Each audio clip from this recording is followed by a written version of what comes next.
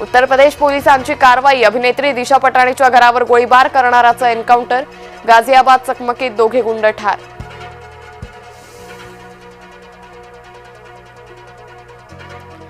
पुतळा विटंबना प्रकरणी उपेंद्र पावसकरला अटक, संपत्तीच्या वादात ठाकरे हस्तक्षेप करत पावसकरचा आरोप, विश्वसनीय सूत्रांची जय महाराष्ट्राला माहिती. मीनाताई ठाकरेंच्या पुतळ्याची विटंबना निंदनीय, हा तर महाराष्ट्र पेटवण्याचा प्रकार, उद्धव ठाकरेंचं वक्तव्य. मीनाताईंच्या पुतळ्याची विटंबना ही निषेधार्ह घटना, पुतळ्याची विटंबना करणाऱ्यांवर कडक कारवाई करणार, मुख्यमंत्री फडणवीसांचा इशारा. मराठ्यांचं वादळ आता दिल्लीत धडकणार, मुंबईतील याच्यानंतर जरांगेंचा मोठा निर्णय.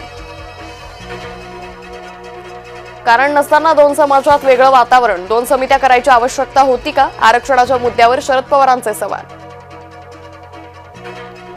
बीड अहिल्यानगर रेल्वे सेवा सुरू, मराठवाडाकरांचं स्वप्न पूर्ण, मुख्यमंत्री उपमुख्यमंत्र्यांनी दाखवला हिरवा झेंडा. पंतप्रधान मोदींमुळेच रेल्वेचं स्वप्न पूर्ण, मोदींनी 10 वर्षात 21,000 कोटी रुपये दिले, मुख्यमंत्री फडणवीसांकडून मोदींचं कौतुक.